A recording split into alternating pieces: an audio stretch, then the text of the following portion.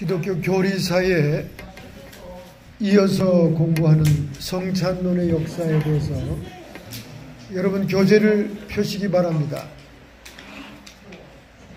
교재에 성찬론의 역사가 나옵니다. 실라부스 다음 페이지. The History of Doctrine of the Lord's Supper. 성찬론의 역사. 우리가 교리사에서 성찬이 굉장히 중요합니다. 때때로 우리가 신학 공부하면서 지금 현대 교회가 성찬이 굉장히 희박해서 가는데 어떻게 저렇게 성찬이 중요한가, 여러분 이렇게 얘기가 되겠지만은 지금도 캐톨릭은 예배의 중심이 성찬입니다. 그리고 개혁교파인 루터란도 성찬이 예배에 꼭 들어가죠. 다만 이제 장로교 쪽에서 특별히 우리 쯔빙글리의 영향을 받은 한국교회가 거의 1년에 한 번, 또 성찬을 전혀 안 하는 교회도 많이 있습니다. 그런데 우리 과거 초대교회부터 종교개혁 시대까지, 또 종교개혁 시대 이후에도 성찬은 굉장히 비중이 컸어요. 왜 그렇게 비중이 큰가? 그것은 예수님의 당부가 있었기 때문에 그렇습니다. 여러분의 성찬의 성경적인 근거가 마태복음 14장 22절부터 25절 신약성경 80페이지에 나옵니다. 저희가 먹을 때에 예수께서 떡을 가지사 축복하시고 떼어 제자들에게 주시며 가라사대 받으라 이것이 내 몸이니라 하시고 또 잔을 가지사 사례하시고 저희에게 주시니 다 이를 마시며 가라사대 이것을 많은 사람을 위하여 흘리는 바 나의 곧 언약의 피니라. 6월절 날 마지막 식사를 하면서 떡과 포도주 잔을 나누며 이것이 내 살이다, 이것이 내 언약의 피다, 이런 은유적인 얘기를 했어요. 얘기를 했는데 이 성경 예수님의 말씀 속에 언뜻 캐톨릭에서 주장하는 화채설도 있고 또 개혁교회들이 주장하는 기념설도 있고 이게 다 포함되어 있어요. 그러다 보니까 서로 옳다고 주장을 합니다. 이것이 내 피다, 이것이 내 살이다, 이렇게 얘기하니까 고봐라, 성찬하면 예수님의 피와 살로 변한다. 이제 캐톨릭의 화채설이고, 또 이것을 기념하라 하니까 봐라, 이건 상징적인 예일 뿐이지 우리가 성찬을 통해 기념하면 된다. 이렇게 개혁주의자와 캐톨릭 간에 상당히 상반되는 성찬론으로 아주 지루할 정도로 교리사에서 토론과 다툼이 많았습니다. 여러분, 지금 우리가 신학을 배울 때는 그냥 신학을 재미로 즐기면서 배우지만 그 당시에는 이것 때문에 목숨을 잃고 그랬어요. 예, 교리가 틀리면 진편은 다 사형당합니다. 아니면 추방당해요. 상당히 심각한 거였어요. 그렇게 피를 흘리면서 정통적인 교리가 오늘날 형성된 겁니다. 우리 초대교회 예수님을 주님이라고 부르면 그 죽음입니다. 왜냐하면 로마 시대에는 주라는 큐리어스라고 하는 그 로드는 로마 황제밖에 없었어요.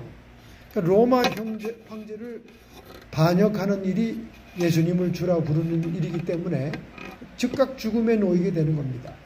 이제 초대교회가 그랬듯이 종말의 교회도 적그리스도가 나타났을 때 그를 숭배하지 않고 그에게 절하지 않는 자들은, 즉 예수를 증거하고 예수의 이름 때문에 수없이 목배임을 당하는 사람들이 마지막 때 나타나죠. 그러니까 하나님은 항상 알파와 오메가다, 그렇게 얘기하잖아요. 처음과 나중이 같다. 처음 창세시대에는 선악과를 통해서 인류에게 죄가 들어온 것처럼 종말의 때는 짐승의 표로 삶과 죽음이 갈라집니다. 그래서 우리 성찬론의 역사가 이렇게 길고 논쟁의 역사가 크기 때문에 우리가 성찬에 대해서는 잘 알아야 됩니다. 잘 알고 있어야 신학을 배운 신학도라고 할 수가 있죠. 누가복음에 보면 마태복음 14장 25절에 나오는 난해한 얘기가 있어요. 진실로 너희에게 이르노니. 여기 진실로라는 말이 들어가면 예수님이 특별한 의미가 있다 그 말입니다. 진실로 너희에게 이르노니. 진실로 히브리 말 헬라 말로 아멘 아멘 이 얘기입니다. 내가 포도나무에서 난 것을 하나님 나라에서 새 것으로 마시는 날까지 다시는 마시지 아니하리라. 예수님이 마지막 고난의 주간 6월절 날에 식사를 배설하면서 포도주와 떡을 떼며 자기의 살과 피라고 얘기하면서 무슨 말을 언급했냐면 내가 이제 다시는 포도나무에서 나는 포도주 안 먹겠다. 금주 선포를 합니다. 예수님이 이제 털 들으셨나? 이제 술을 안 드신다네. 그 당시에 포도주는 술로 여기지 않았어요. 오늘날 우리의 드링크입니다. 왜냐하면 팔레스타인 지방은 석회질이 많은 지방이라서 그냥 맹물을 먹으면 돌이 생겨요, 몸에. 지금 맥주가 강력한 나라가 독일이잖아요. 독일은 종교교육의 중심지지만은 마르틴 루터 자체가 아주 맥주광이었습니다. 그의 친구들하고 편지한 거 보면 우리 친구 맥주를 한 통 지고 오시게나 이런 인사가 들어와 있어요. 마르틴 루터는 아주 맥주를 즐기는 사람이었어요. 우리가 생각할 때 적어도 10도 이상의 알코올이 있는 술인데 이렇게 의문을 갖겠지만은 독일도 석회질이 많은 물 때문에 우리 한국하고는 달라요. 물 때문에 맥주를 마시지 않으면 안 됩니다. 그래서 어린 자녀들에게는 알코올이 없는 맥주를 주죠. 그리고 이 예수님 당시에도 포도주가 음료수였어요. 포도주 아니고 맹물을 먹었다가는 전부 다 담석이 생깁니다. 신장에도 생기고 이 내장에 다 담석이 생겨요. 그렇기 때문에 할 수 없이 포도주를 드링크로 먹었는데 예수님이 포도나무에서 나는 걸 이제 안 먹겠다는 거예요. 이제 예수님의 이 뜻을 난해하게 생각합니다. 이게 무슨 뜻일까 도대체. 근데 그 똑같은 성경 누가복음 22장에 가면 그 설명이 나와요. 여러분 성경을 종합할 때 그 설명이 되어집니다. 성경은 성경으로 해석하는 게 가장 좋습니다. 이 6월절이 하나님의 나라에서 이르기까지 다시 내가 포도주를 먹지 아니하리라. 그런 말입니다. 6월절이 뭡니까? 하나님의 구원 사역을 얘기하는 거예요. 즉 출애굽할 때 그들이 애굽의 노예 생활에서 빠져나오는 해방의 날이 6월절이잖아요. 오늘날 모든 인류가 원죄와 죄악의 세상에서 빠져나와 하나님의 나라 백성이 되는 것, 이게 6월절의 의미거든요. 그러니까 예수님이 자신의 피와 살로 인류를 구원하는 구원이 완성해서 하나님 나라가 이루어질 때까지 이 포도나무에서 나는 포도주는 안 먹겠다. 그래서 십자가상에 달렸을 때 로마 군인이 빨리 고통을 먹게 해주려고, 그 당시에는 마취약이 없었으니까 포도주를 해흉에다 이렇게 발라가지고 예수님 입에다 막 강제로 먹이려고 그랬어요. 왜냐면 포도주를 먹으면 약간 취기가 들면서 진통 효과가 있으니까. 근데 예수님이 이 말씀을 했기 때문에 그걸 먹질 않아요. 해흉은 스펀지 같은 식물이죠. 거기다가 포도주를 적셔서 다 입에다 내줍니다. 왜냐면 그걸 좀 마셔라 이거야. 왜냐면 너무 고통스러우니까. 예수님이 너무 고통스러우니까. 이 알코올이 들어가면 좀 덜해지니까. 막 도와주려고 로마 군인들이 불쌍하니까. 그런데 예수님이 마시지 않죠. 그럼 먹질 않아요. 왜냐하면 자기가 약속했잖아요. 내가 하나님의 나라가 이루어지는 구원이 완성될 때까지는 이 나무 식물에서 나는 포도주를 먹지 않겠다. 이런 의미에서 또 캐톨릭의 화채설은 아니다 그 말이죠. 예수님이 떼어준 포도주가 예수님의 피로 물질적인 변화가 있었다면 예수님이 이런 말을 안 하죠. 포도나무에서 난 포도주는 역시 그냥 포도주일 뿐 상징적이고 기념적인 의미가 있다. 그런 의미가 또 이 뒷말에 의해서 해석이 되는 거죠. 그러니까 성찬로는 주거니 받거니 그냥 토론이 계속되는 거예요. 자, 어쨌든 19절에 누가복음 22장 19절에 가면 우리가 어떤 그 성찬의 교리를 가져야 되는지를 이제 알려주는 말이 있습니다. 이게 두 말이 다 헷갈리게 하는 말이에요. 이것은 너희를 위하여 주는 내 몸이다. 떡을 떼주면서 자기 몸이라 그랬어요, 예수님이. 여기서 화채설이 나오는 거. 그거 봐라. 그 떡이 몸이 되지 않니? 그러니까 몸으로 변화된 거지. 이 가톨릭이 택한 거예요. 그래도 그 밑에 또 다 우리 개혁주의 신앙이 나옵니다. 너희가 이를 행하여 나를 기념하라. 이 말은 또 뭡니까? 이거는 떡은 떡이고 내 몸을 상징하는 것 뿐이니까 그냥 그런 상징적인 포도주와 떡을 떼면서 나를 기념해라, 기억해라. 예수님의 피 흘린 구속을 기억해라.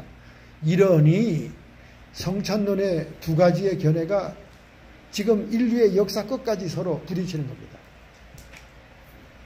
그런데 제가 가만히 보니까요, 이 가톨릭 교도들은 화채설을 믿음으로 인해서 아주 성만찬을 귀하게 여기고 예배에 성만찬이 없으면 예배, 미사를 안 본 걸로 생각하고 또 굉장히 소중하게 생각합니다. 함부로 다루질 않아요. 우리 루트란도 보면 성찬 그 박스가 따로 있어가지고 거기에 쓰는 포도주가 아주 성별된 세상 포도주가 아니에요.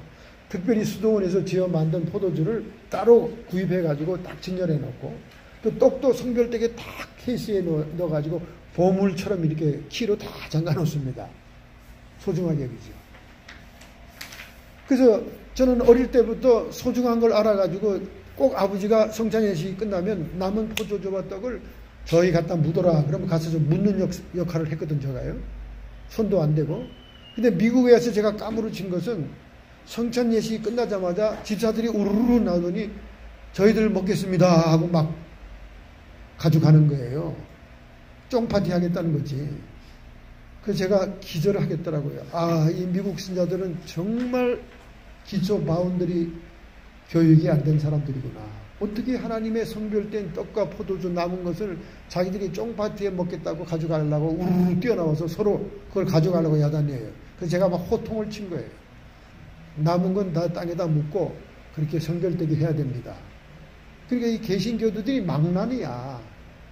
가톨릭은 그렇게 절대 그렇게 하지 않죠. 왜냐하면 화채설이니까. 이게 물질적으로도 예수님의 살과 피로 변화된 것이다. 그래서 포도주는 오직 신부만 남은 걸 다 마셔요. 그래서 신부는 항상 취해 있습니다. 여러분, 매 미사마다 성찬식을 하는데 포도주가 얼마나 남겠습니까? 그렇잖아요. 이 포도주를 신부가 다 나팔을 부고 혼자 다 마시는 겁니다.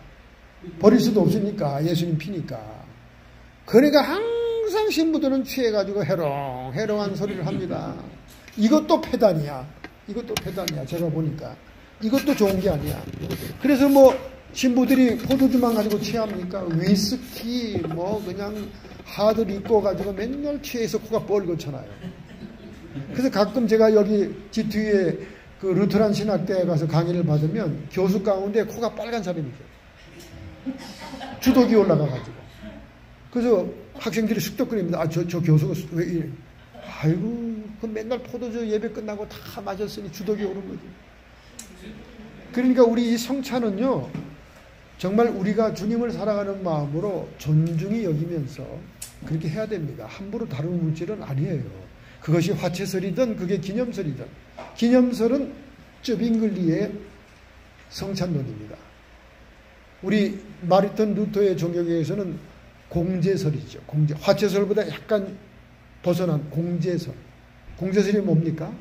그 성찬 살과 피에 우리 주님이, 성령님이 이렇게 같이 주님이 함께 한다.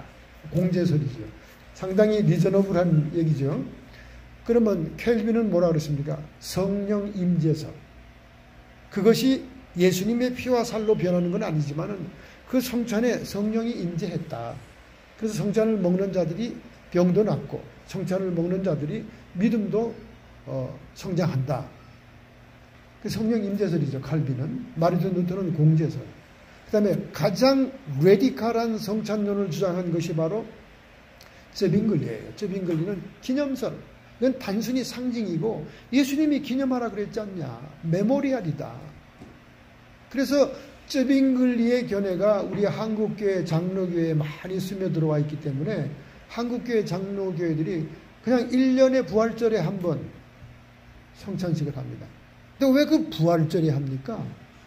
고난주일에 해야지. 고난날에 고난일에 해야지.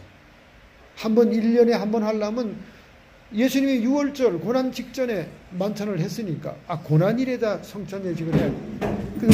왜 부활절에 하냐 그랬더니 목사님들이 다 부활절에 사람들이 많이 오기 때문에 그때 한다고.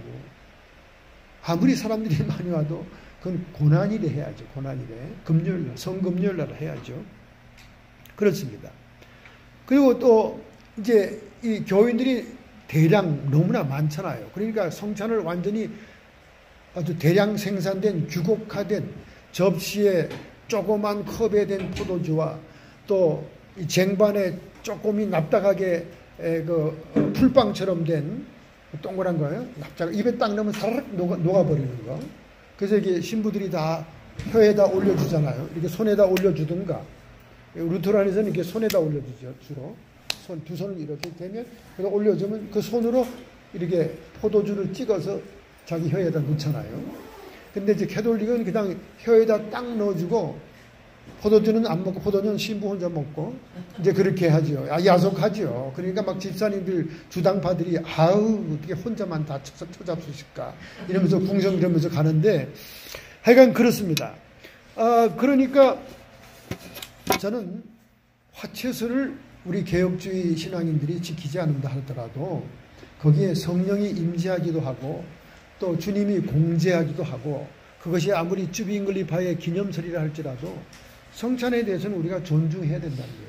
그걸 함부로 남은 물질을 막 다루고 서로 그냥 쫑반지하겠다가 뺏어가고 말이지 포도주를 먹어봤더니 콱 쏘는 게 아주 진짜 좋은 거라고 그러면서 남은 포도주를 가져가려고 눈이 뻘겋고 말이죠.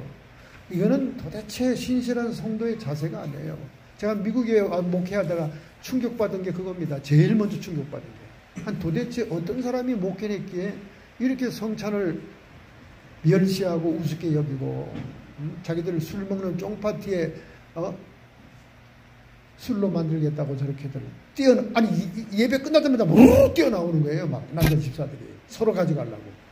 이야 참 진짜 제가 그때 정말 절망스러운지요. 그것도 집사들 아닙니까? 무슨 처음 나온 초신자들도 아니고. 그래가지고 제가 얼마나 실망이 되는지 모르겠습니다.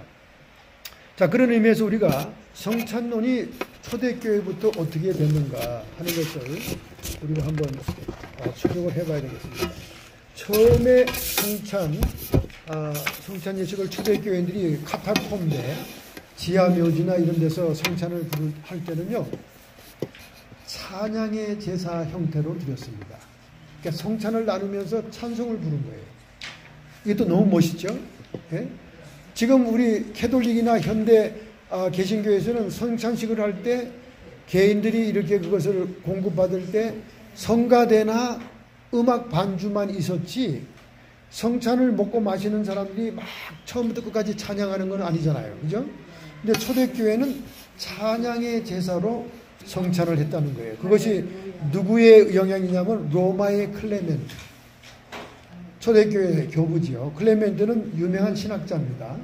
그 다음에 클레멘트의 디다케는 초대교인들의 그 교육 지침서에 그렇게 나와 있고, 그 다음에 순교자 저스틴은 변증학자예요. 기독교를 이방 종교로부터 변증하는 그런 학자였습니다. 그래서 서기 200년대까지는 성찬이 찬양의 제사로 드려졌다는 거예요. 할렐루야. 하실 말씀이 있으면 일어나서 하시죠. 네. 성찬론의 역사 첫 페이지입니다. 네, 첫 페이지. 그 다음에 조금 이제 변해집니다. 그 다음에 찬양의 제사를 찬양으로만 주로 뭐 오페레타처럼 하는 게 아니라 희생의 제사로 여겼다는 거예요. 그러니까 성찬을 뗄 때마다 우리 주님이 희생을 하신다. 다시 또 피를 흘리신다. 이런 의미로 했다는 거예요. 굉장히 숙연하고 굉장히 엄숙하고 심각했던 건 사실이죠. 근데 이게 구교의 캐톨릭의 성찬론을 형성하게 됐지만은 우리 개신교 신학자들, 개신교들은 여기에서 큰 문제의식을 느낍니다. 제가 조금 이따 설명하겠어요. 여기에는 이레니우스, 이거 다 초대교회 교부들입니다. 히폴리투스, 키프리아누스, 오리겐, 예루살렘의 시렐, 이런 분들이 희생 찬양만 드릴 것이 아니라 이것은 예수님의 피 흘림이 반복적으로 일어나는 것이다. 희생이 제사라는 거죠.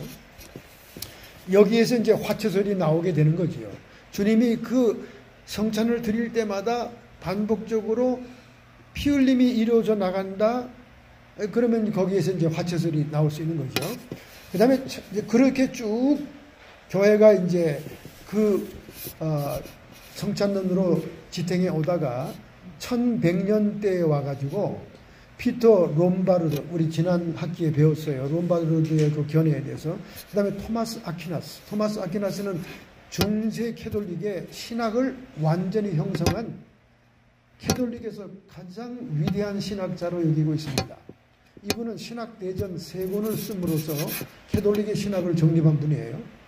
이 피터 롬바르와 토마스 아퀴나스, 이분들이 이제 성찬을 어떻게 보느냐가 오늘날 캐톨릭의 성찬론을 형성했다고 할 수 있죠.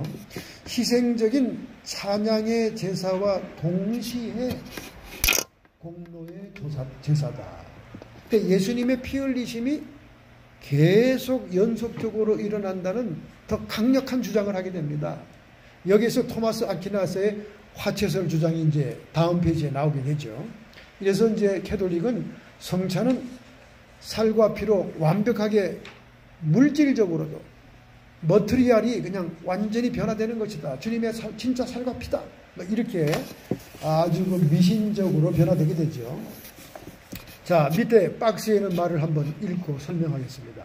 성찬, 캐톨릭에서는 성체 성사라고 합니다. 칠성사에 대해서 우리 지난 학기에 배웠습니다. 거기에 칠성사 가운데 성체 성사가 있어요. 성찬에 대한 이해는 오랜 기간을 걸쳐 점진적으로 발전을 했습니다. 성찬을 공로가 되는 은혜 베푸는 일로 이해하게 된 것은 롬바르와 아퀴나스 같은 중세 후기 신학자들에 의해서 이루어졌다는 거예요. 그러니까 희생적인 제사로 성찬을 여기다가 이 희생적인 제사와 찬양의 제사, 성만찬에 참석하는 것 자체가 우리의 공로가 된다. 그러니까 미사를 빠질 수가 없죠. 성찬을 빠질 수가 없죠. 성찬에 못 참석하면 공적을 쌓을 수가 없죠. 이렇게 되는 거예요. 굉장히 강력해진 거죠. 교회가 끊임없이 가르친 것은 그리스도께서 성찬의 떡과 포도주 속에 실제로 임재했다는 겁니다. 이게 화채설로 넘어가는 얘기죠. 다음 페이지. 자, 화채설이 나옵니다. 캐톨릭이 어떻게 성찬을 이해했는가. 우리가 개혁주의 신학을 배우는데 캐톨릭이 뭐라고 생각하든 무슨 상관이야. 절대 아닙니다. 신학생들은, 신학을 공부하는 사람들은 로마의 성찬 이해가 어떤 것인지를 확실히 알아야 거기에 대조해서 개신교의 성찬론을 이해시킬 수가 있기 때문에 여러분들이 배우는 거예요. 거기 이제 그림을 보면 포도주는 예수 그리스도의 피로 완전히 변화된다. 떡은 예수 그리스도의 살로 완전히 변화된다. 이게 화채설입니다. 물질이 변화된다는 거예요.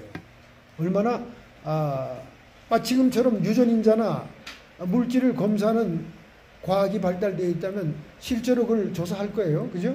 그 조사하면 어떻게 했습니까, 여러분? 선생님 어떻게 되겠습니까? 조사하면 과학적으로 입증이 되겠습니까? 예수님의 피가 AB형이라는데 그 성찬 포도주가 AB형으로 유전인자가 나오겠어요? 안 나오죠. 김정일 전사는 P형이 무슨 P형이에요? A형. 네. 우리 주디안 자매는 B형. 그 다음에 우리 박사 A형. AB. 우리 최 선생님은 AB형. 또 우리 사모님 AB형. 제가 아주 어려운 생활을 하고 있다는 걸 여러분이 이해할 수 있겠죠? A형은 무난하죠. 우리 현숙 자매는 무슨 형이에요? O형. 아이고, 제일 좋은 피네. 제일 원만한 피고.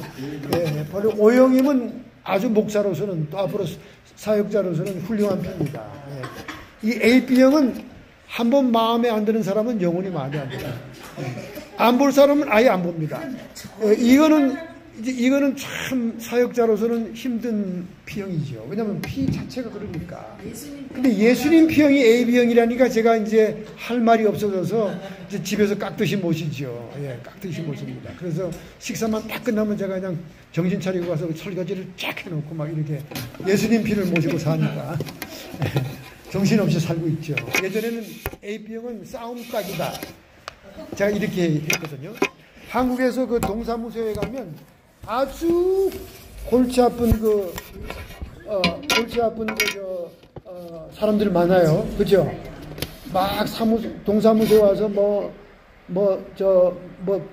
띄워주는 게 느리다 어쩌다 막 사무원을 괴롭히잖아요. 그러면 꼭 그 사람들을 쫓아내는 담당자가 하나 있습니다. 그 담당자는 대부분 AB형이에요. 싸움을 잘해요. 아주 논리적으로 싸움을 잘합니다. 그래서 그런 아주 문제의 아들을 동사무소에서 잘 쫓아내는 거예요. 그래서 우리 그 동창 중에 여자분이 한 분 계신데 우리 모교회 동창 중에 그분이 AB형이에요. 그래서 우리 같이 잘할 때는 너 AB형이라서 너 시집 가겠냐? 막 이제 이렇게 놀려댔는데 어느 날 얘기를 들었더니 동사무소에서 높은 사람이 있대. 그래서 어쩌다 그렇게 됐냐니 너무 싸움을 잘한다는 거예요. 하여간 그 사람만 딱 나서면 그냥 사람들이 그냥 가버린대. 아예. 나중에는 너무 유명해져가지고 말도 안 하고 가버린대. 얼마나 싸움을 잘하는지 막 야무지게 그냥 이렇게 한대요. 그래가지고 그냥 공무원 진급이 이렇게 잘 됐다는 거예요. 네, 그래서 제가 솔직히 얘기할게요. AB형을 제가 주변에서 뵀는데요. 참 제가 힘든 일이 많았습니다. 우리 지난번 총장님도 AB형이었고요. 네, 아주 힘들었어요. 근데 그걸 속여. O형이라고 막 줄기차게 주장하더라고요. 그래서 아유 O형이셔요. 그랬더니 나중에 사모님 AB형이야. 숨기려고 O형이라 그러는 거야. 그러면 그렇지 어쩐지 이상하더라고요. 그러니까 제가 뭐 개인 인신공격을 하는 게 아니라 AB형은 이게 독약이 보약이잖아요. 그렇죠? 독약이 보약입니다. 진짜 좋은 약은 독약이에요. 여러분이 좋은 약이라고 먹었던 것이 다 독약이 돼서 또 이렇게 남아있으면 디톡스를 해야 됩니다. 그리고 사람이 딱 죽으려고 그럴 때 정말 독성이 강한 약을 써서 살리는 거예요. 그 AB형이 독약이기도 하고 보약이기도 하고 참 AB형들은 인정도 많고요. 좋은 점이 많아요. 좋은 점이 많은데 이제 일단 싸움을 붙으면 그냥 도망가는 게 최고입니다. 도망가는 게 최고예요. 그냥 넘어가는 것이. 어쨌든 혁명과 예수님처럼 진짜 피 흘리시면서 인류의 대속을 이루는 그 혁명적인 그런 형은 AB형 아니면 못 이루는 거죠. 그러니까 제가 참 입장이 곤란합니다. 살기는 힘든데 예수님이 AB형이라니까 어떡하겠어요. 잘 모시고 살아야죠. 자, 그러니까 화채설에 의해서 포도주가 피가 됐다면 지금 아마 유전 검사할 거예요. 그죠? 그러면 예수님 피형이 나와야 될 거 아니에요. 안 나온다니까. 그러니까 물질적으로 변화된 게 아니라니까요. 지금 예수님 피형에 대해서 이렇게 확신이 얘기하는 건요. 언약궤를 발견했잖아요. 최근에. 그 언약궤가 너무나 미스테리여서 뭐 솔로몬의 후예들이 가져가서 저 사하라 사막에 묻었다. 뭐 별 학설이 많고 제가 제 집에 가면요. 언약궤를 찾아다니는 책이 수도 없이 많아. 이렇게 굵어요. 저도 거기 심취했습니다. 인디아나 존스처럼 잃어버린 아크를 찾아서. 근데 실제적으로 그 고고학자들이 쓴 책이 제가 수도 없이 많이 모아놨는데 거기 끝은 뭡니까? 아직도 못 찾았다는 거예요. 근데 얼마 전에 찾았잖아요. 이제 제3성전이 세워지게 되는데 이 법궤만 없어가지고 얼마나 유대인들이 고민했습니까? 근데 영국 런던의 고고학자가 찾아냈잖아요. 그게 어디냐면 엘리야의 동굴이라고 그러기도 하고 히스기야의 동굴이라고 하는 예수님이 십자가에 달렸던 골고다 산상 중턱에 동굴이 있었어요. 근데 동굴이 이렇게 좀 무너진 동굴이에요. 그런데 이 런던 이 고고학자는 많은 성경적인 그 유물을 갖다 발굴한 분인데 이분이 기도하는 사람이니까 기도하는 가운데 성령의 계시가 임했던 거예요. 그 동굴을 네가 파헤쳐 들어가 봐라. 그래서 그가 자기 몸만 겨우 들어가는 그 동굴을 파가면서 자기 조수학자하고 같이 파 들어갔는데 그 끝에서 법궤를 만난 거예요. 할렐루야. 너무 놀랍죠. 그 법궤 옆에 천사 넷이 서 있더라는 거예요. 그래서 유대인들이 제3성전을 완전히 지을 때까지 이걸 그대로 밀봉해라. 사전에 끌어내면 많은 사람들에 의해서 회파된다. 그래서 그 비밀을 그 제3성전 담당자인 솔로몬이라는 랍비에게만 가르쳐주고 그것이 발견됐다는 발표는 했어요. 그래서 그걸 지금 국가에서 완전히 보초 세우고 막아놔서 아무도 못 가게 하죠. 근데 어떻게 예수님 피형을 발견했냐? 그 아크 뚜껑에 예수님의 피가 있었어요. 여러분 생각해 보세요. 과거에 성막의 아크 위에 무슨 피를 뿌렸습니까? 짐승의 피를 뿌려서 임시로 백성의 죄를 사했잖아요. 근데 하나님은 정말로 예수님의 보혈의 피를 그 위에 떨어뜨리기 위해서 골고다 십자가로부터 바위 밑으로 동굴로 지진이 일어나서 금이 가게 했던 거예요. 예수님이 십자가상에 있을 때 지진 났잖아요. 지진 나면서 그 동굴이 짜게진 거야. 그래서 그 바위로 틈이 났어요. 그 예수님이 흘린 피가 떨어져서 그 틈으로 내려간 거예요. 내려가서 어디 갔냐? 아크의 지붕 위에 떨어진 거예요. 할렐루야. 하나님이 그걸 받으신 거죠.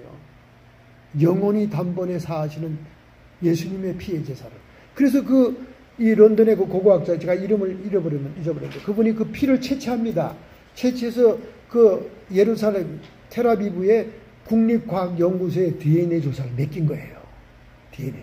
그랬더니 염색체 하나가 모자랐어요. 염색체 하나가 모자라야 동정녀 마리아에게서 난 사람인 겁니다. Y 염색체가 모자랐어요. 여자에게서만 났으니까. 남자하고 교접을 해야 Y가 들어오거든요. 염색체에. 더구나 이 사람이 남자니까.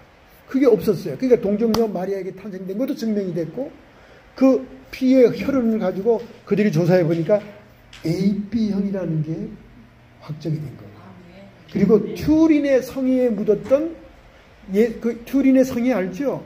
예수님이 부활할 때 그 찍힌 예수님의 모형, 그것도 가짜니 진짜니 막 야단 법석을 했는데 거기에 나온 피의 혈흔도 DNA 조사를 했더니 그것도 AB형이에요. 일치가 돼요. 할렐루야. 정말 하나님의 섭리는 무서운 겁니다. 그렇기 때문에 지금은 DNA 검사를 너무 잘 할 수 있는 시대가 되어서 화채설이 이제는 힘을 잃게 됐습니다. 그래도 캐톨릭은 끝까지 그거를 지키는 거죠. 자기들이 지키던 교리니까. 자, 그럼 그 다음 페이지 토마스 아퀴나스의 화채설에 대한 얘기를 읽겠습니다. 토마스 아퀴나스의 화채설. 그때 그는 단순한 형태의 변화가 아니라 어떤 사물의 전 존재의 변화를 일으킬 수 있게 되어 하나의 완전한 실체나 하나의 완전 다른 실체로 변화된다고 이제 주장했습니다. 그리고 이러한 일은 성례를 통한 하나님의 권능에 의해 실제로 일어난다. 떡이라는 완전한 실체는 그리스도의 몸이라는 완전한 실체로, 포도주라는 완전한 실체가 그리스도의 피라는 완전한 실체로 변화된다. 여기서 말하는 이러한 변화는 형식상의 변화가 아니라 실체의 변화. 토마스 아퀴나스가 희생적인 속죄의 제사 또는 공로의 제사를 이렇게 종합해서 완전히 캐톨릭의 교리로 확립한 겁니다. 여기에 말하는 변화는 형식상의 변화가 아니라 실체, 머티리얼이 질이 변한다는 거예요. 이러한 모든 자연적인 종류의 변화에 속한 것이 아니므로 화채설이라는 고유의 이름으로 불려질 수 있었다. 그의 신학 대전에서 완전히 캐톨릭의 신학, 캐톨릭의 교리로 확정을 지은 겁니다. 토마스 아퀴나스의 성찬 이해에서 떡과 포도주는 기적적으로 그리스도 실제 몸과 피로 변화된다. 그와 같이 떡과 포도는 정결하는 효력을 가지고 있는데 바로 이 점은 종교개혁자들이 격렬하게 반대하는 점이다.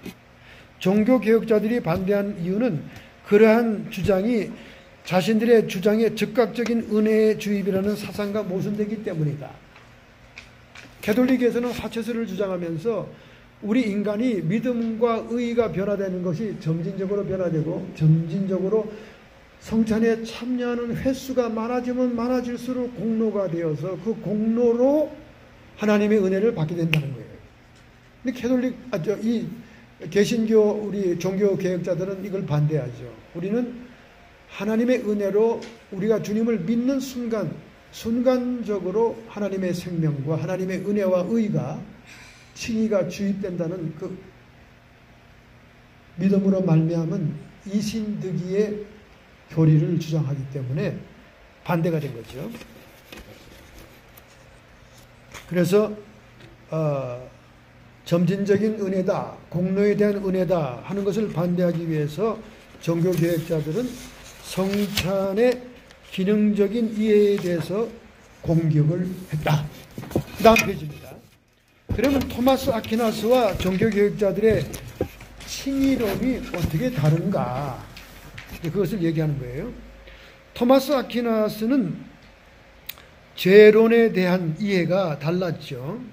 그리고 하나님의 은혜 가운데 의가 전가될 때 인간의 공로가 역할이 된다. 공족주의, 캐톨릭의 신학의 근간이 되는 공족주의를 완전하게 확립하는 신학자가 됩니다. 그래서 캐톨릭에서는 토마스 아퀴나스가 가장 중요한 신학자입니다. 오늘날까지 가장 중요한 신학을 정립한 사람입니다.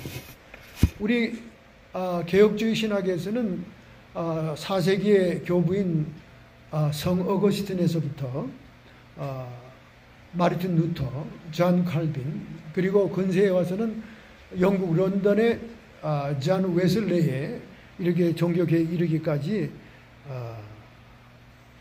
공적주의를 반대하죠. 그렇다고 해서 우리 행위와 우리 선행이 아무 상관이 없다. 그런 말이 절대 아닙니다. 순서가 다르다는 거예요. 순서가.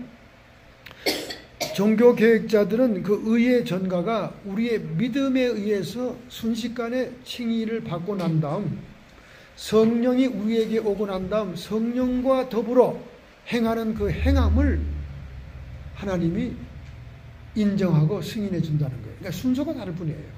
캐톨릭에서는 우리가 선행을 계속 쌓아나감으로 하나님의 은혜가 비로소 주어지는 것이고, 그게 아니라 개혁자들은 우리의 믿음의 응답으로 은혜가 주어진 다음 그 은혜에 힘입어서, 즉 성령이 오심으로 성령을 따라 우리가 육신에 속하지 않고 영에 속한 자로서 하나님이 기대하고 하나님이 원하시는 행동과 삶을 할 수 있다. 그 도입부가 바뀐 거예요. 도입부가. 네. 처음 들어가는 문이 차이가 나는 거죠. 자, 밑에 박스를 읽겠습니다. 토마스 아퀴나스의 칭의론과 종교개혁자들의 칭의론을 비교하면 차이점이 명백히 드러납니다.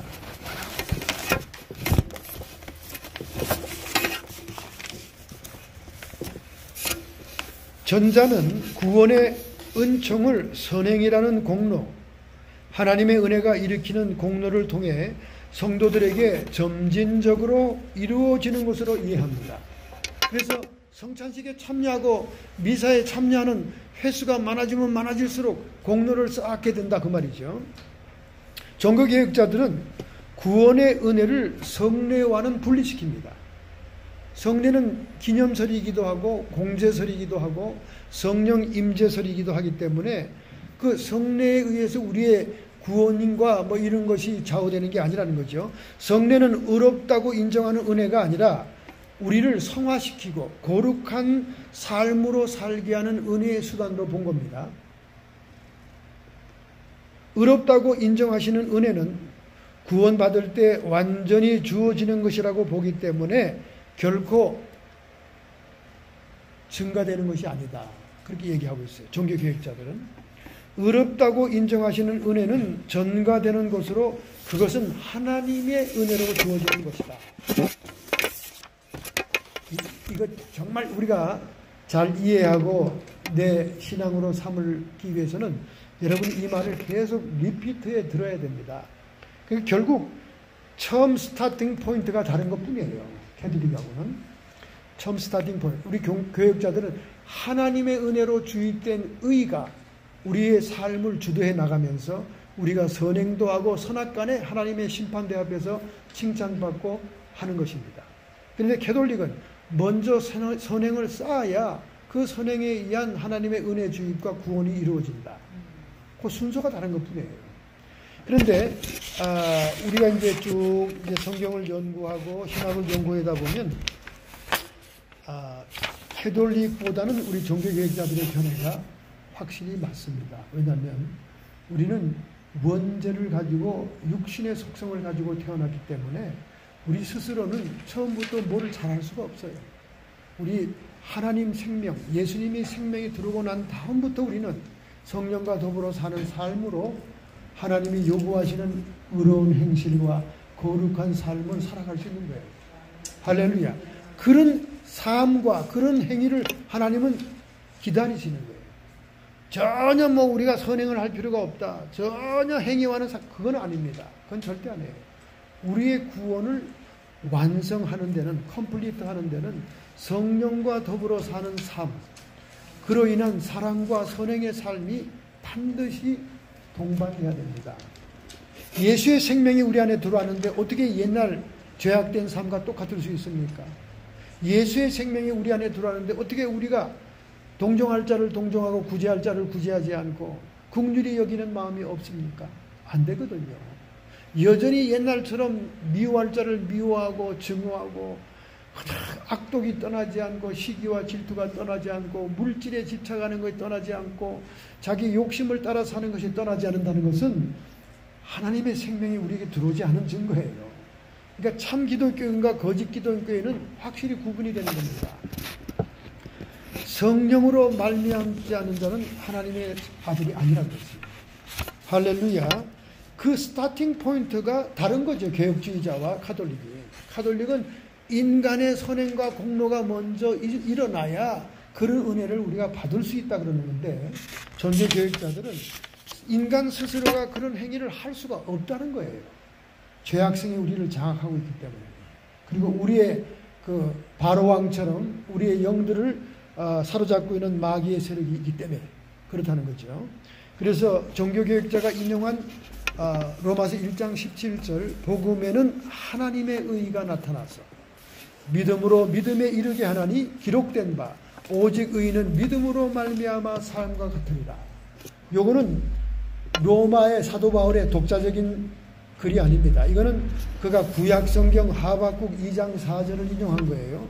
보라, 그 마음은 교만하며 그의 속에 정직하지 못하니라. 이게 바로 우리 죄인된 상태죠. 은혜를 입을 수 없는 상태입니다. 그러나 의인은 그 믿음으로 말미암아 살리라.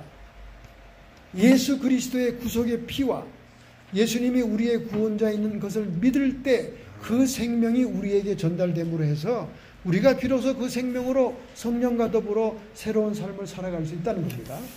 그래서 갈라디아 3장 14절, 그러므로 믿음으로 말미암은 자는 믿음이 있는 아브라함과 함께 복을 받느니라. 아브라함이 믿음으로 하나님이 그를 의롭다고 여겼거든요. 그러니까 우리가 아브라함처럼 그렇게 믿음으로 아브라함의 복을 받을 수 있다는 거예요. 갈라디아 3장 14절입니다. 이는 그리스도 예수 안에서 아브라함의 복을 이방인에게 미치게 하고, 오늘날 택하지 않은 민족인 이방인들이 어떻게 아브라함의 복을 받게 되었는가? 그것은 믿음으로 말미암아 성령의 약속을 받게 하려 함이니라. 할렐루야. 믿음 때문에 우리가 성령의 약속을 받게 되었다는 거예요. 성령의 약속에는 많은 게 포함되어 있죠. 복음도 있고 또 뭐 여러 가지 우리가 성령을 따라 살 수 있는, 그래서 에스겔과 예레미야 33장 30장에 이 성령의 예언이 나오잖아요. 훗날에 하나님의 신이 너희에게 임하면 너희에게 부드러운 마음을 줄 것이고 너희 영을 새롭게 해서 율법을 스스로 마음으로 지키게 할 것이다. 그렇게 얘기했습니다. 우리가 육신을 입은 상태로는 율법을 완성할 수가 없고 율법을 지킬 수가 없어요. 율법을 이루어 드릴 수가 없습니다. 그러나 성령이 오시면 우리가 자원하는 마음으로 율법을 이루어 나갑니다. 할렐루야. 예전에 이성을 좋아하고 정욕에 빠져 간음을 행하던 자들이 이제는 성령이 오시면 그게 관심이 없어져요. 그게 흥미가 없습니다. 옛날 막 세상 친구와 몰려다니며 살던 것이 다 흥미가 없어져요. 그리고 그런 것이 오면 자꾸 마음이 불안해지고 회개해야 되고 막 꺼려집니다. 예전에는 막 내 욕심을 채우고 막 내 것을 챙기고 나밖에 모르던 성질들이요, 성령이 오시면 자꾸 다른 사람을 동정하게 되고 다른 사람을 막 애타하게 되고 막 마음에 그게 속에서 우러나오는 거예요. 그래서 억지로 율법을 행하려 해도 못 행했던 그 육신에 속했던 우리들이 성령이 옴으로 인해서 막 자발적으로 자원해서 그것을 행하게 된다는 거예요. 그러니까 정말로 하나님의 백성인지 아닌지를 우리는 딱 보면 알잖아요. 딱 보면 압니다. 아직도 옛사람이 죽지 않았구나. 아직도 옛사람이 퍼센트가 많구나. 이렇게 생각하게 되는 거죠. 자, 오늘 강의는 이거로 끝나겠습니다. 여러분, 한 가지 이제 광고 드릴 것은, 우리 임택규 목사님이, 아무래도 목사님은 토요일 날 시간 내는 것이 상당히 무리입니다. 그래서, 한 주간에 2시간씩 이렇게 우리 천 선생님에게 양해를 구해서 이제 그렇게 하기로 했습니다. 격주로 오시기로. 아니요. 토요일 날. 토요일 날 오시는데 자기는 격주로 더블 시간을 강의하겠다는 거죠. 내일 주일은 쉽니다. 내일 주일은 쉬고 내일 주일의 강의가 다음 주일로 갑니다. 그다음 다음 주일로 또 연결해서 연달아 하게 됩니다. 내일 주일은 강의가 없어요. 네, 강의 없습니다. 예, 우리 회장님이 가끔 학기에 출장도 가시고요. 일이 있습니다. 그때는 이렇게 우리가 변경하면 되니까. 예, 여러분 수고 많으셨고 오늘 이렇게 훌륭한 추석 잔치를 열어주신 우리 김영희 전사님, 우리 박경애 권사님, 또 여러분 모든 분들께 감사. 박수 한번 할까요? 할렐루야. 저는 우리 김 전사님이 저렇게 수고하시다가 몸이 불편해질까 봐 얼마나 기도를 집에서 하는지. 예, 기도를 많이. 우리 사모랑 같이 막 기도를 엄청나게 하고 있어요. 왜냐하면 우리 전사님이 이번 학기는 노출석으로 완성을 해야 되니까. 예, 완성을 해야 되니까. 예. 그렇게 여러분 해주시고, 꼭 그렇게 해주시고, 예, 이번 학기에 우리가 이제 과목에 공부를 하는 것 뿐만 아니라, 이제 학기가 끝나도 우리 안수식을 위해서 여러분이 준비할 것 있습니다. 여러분 각오를 하시고, 지금 현재에서 여러분이 기도 생활과 또 경건 생활과 하나님과 여러분의 개인적인 친분과 교제를 돈독히 하시는 그런 준비 기간이 꼭 필요합니다. 저희들에게 여러분에게 석사학위 이상 학점을 받은 분들에게 요구하는 거 다른 거 없어요.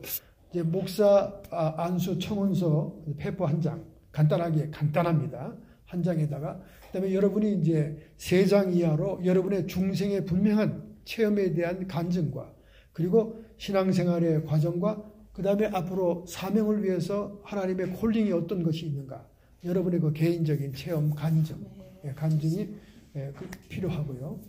그 다음에 이제 그 후에는 이제 이 학기가 끝나면서 우리가 단체를 구입한 목사권시 예상 문제집 가지고 범위를 제가 정해두면 여러분이 그냥 한두 번 읽으시면 다 합격이 될 수 있습니다. 그렇게 하면 준비는 다 끝나는 거죠.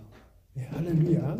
아무쪼록 하나님의 놀라운 축복이 여러분의 매일매일 생활 속에 차고 넘치기를 축원합니다. 기도하겠습니다. 하나님 아버지, 오늘 저희들에게 건강 주시고 마음의 평강 주심으로 이처럼 늦은 시간까지 열심히 공부한 보람이 있게 해주시니 감사합니다. 가는 길도 기쁨과 평안 가운데 가게 해주시옵시고 하나님 저희들이 온전히 훈련받아 정말로 하나님께 헌신할 때는 성령에 충만한 성령 사역자로서 현장에서 어떻게 성령이 드러나며 어떻게 성령의 사역을 감당할 수 있는지를 확실하게 몸으로 체험하고 실습하고 나아가 역사할 수 있는 저희들의 훈련이 되기를 간절히 소원합니다. 하나님 그 모든 밑바탕과 기본을 저희들이 연마하고 있사오니 하나님의 성령의 지혜와 지식의 영으로 기름 부어 주시옵소서. 예수님의 이름으로 감사하며 축복하며 기도하옵나이다. 아멘.